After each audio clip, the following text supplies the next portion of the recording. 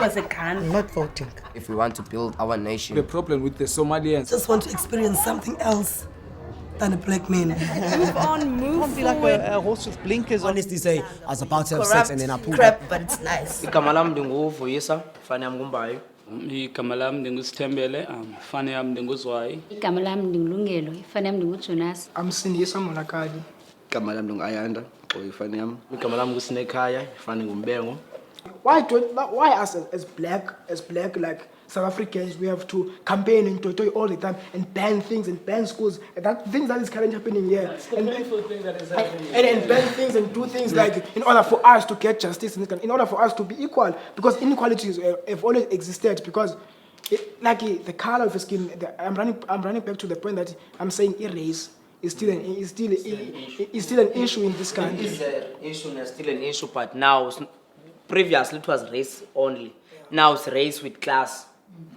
Because at the end of the day, Petrus Motsepe's child doesn't have the same experience we have in here. And he's black. Petrus Motsepe is a black person. So I'm saying it goes with class at the end of the day. Race and class today. When you go to the areas, maybe like you go to the school St. Susie, Girls High, let's take maybe a school in KZN, you'd find Guti, in terms of material, in terms of educational wise, that they are getting, it's more inferior than the white schools. And also some of the issues that equal education has been campaigning for years, the issue of infrastructures, the issue of late coming, all of those things that affect people who live in I would say in Okshin, in townships.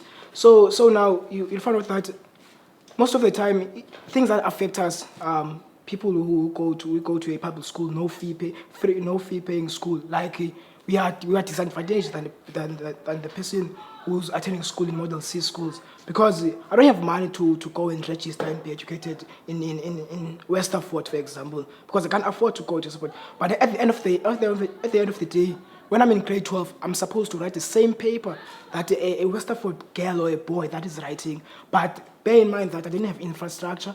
I didn't go to a science lab, but I'm doing physical sciences. Like, from my personal experience about the issues that affect education in townships, that we have computers, we have laptops, we have everything in our schools, but we don't go there and attend those things and be taught how to use laptops, how to use computers. And when we go to tertiary, we struggle. The reality of the matter is there are social issues that are not even a responsibility of the Department of Education, but do affect education negatively so.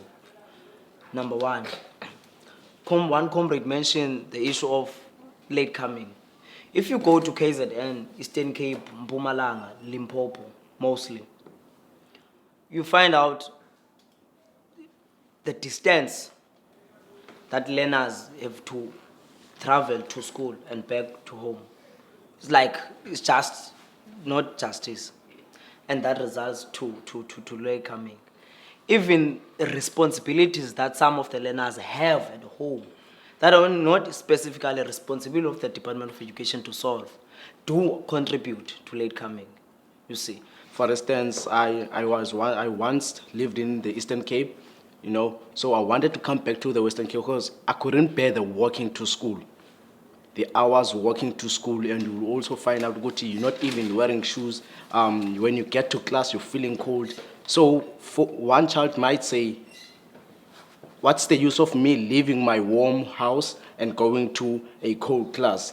Now it gets to the sense of you getting children dropping out at school just because of those kind of reasons, which I believe they can be fixed, because education is a key to success. Department of Transport, Department of Public Works, eyoba kuthiwe indlela zimbi, imoto zinokwazi uhamba.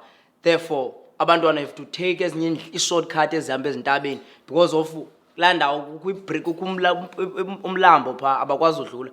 Department of Public Works and Transport must build a bridge there, not education department. But the absence of that bridge, it affects and it's going to affect the education. The government is busy changing the syllabus. Now they have just introduced CAPS, and then most of the students don't understand CAPS, and CAPS is so difficult like the previous one. So I think the government must take a look on changing syllabus. Firstly, look and how many learners have passed the old syllabus instead of changing syllabus. We're having a whole hangover of apartheid era because you'd find a teacher saying, I was teaching in 19 come on, geez, this is 2016 and it's caps.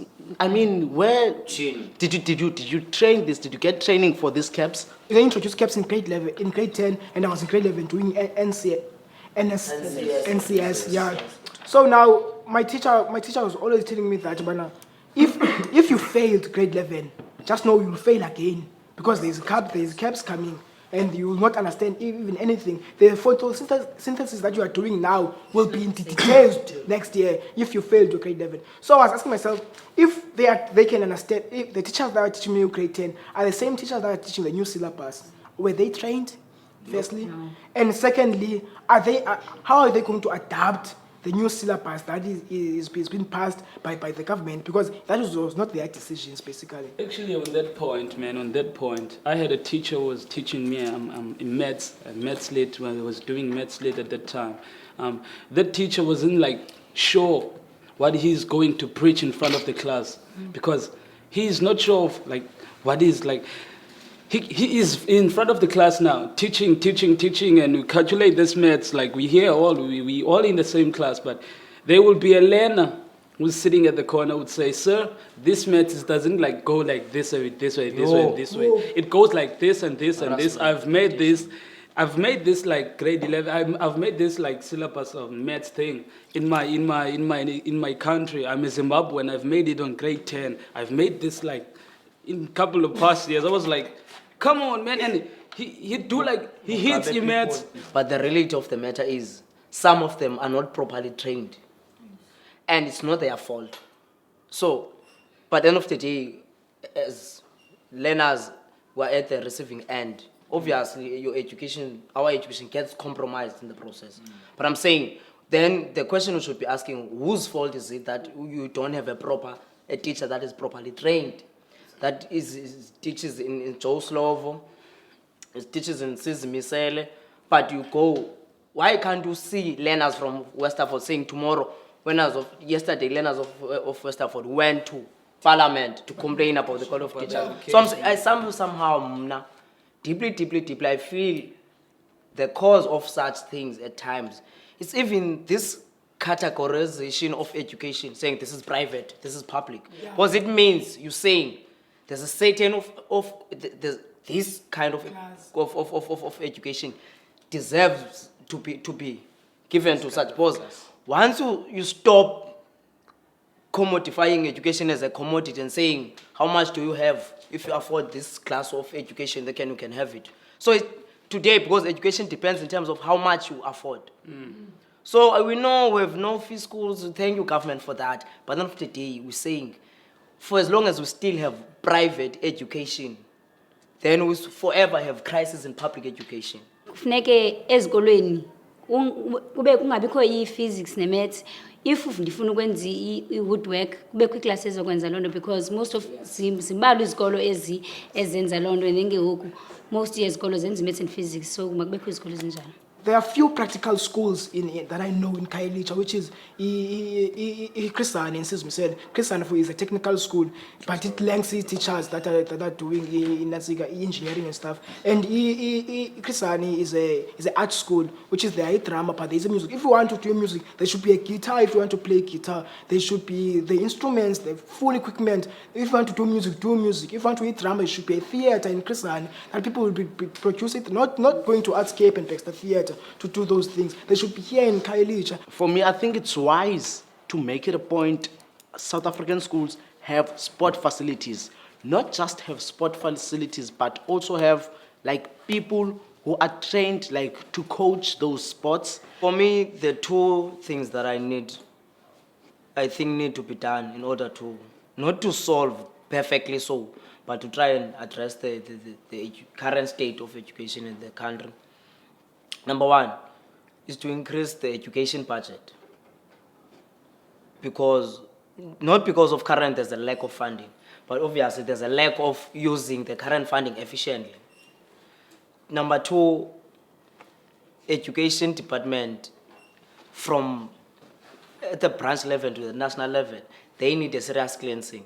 The government should have like a way or a plan how to monitor the budget for education or the money that is being allocated to education.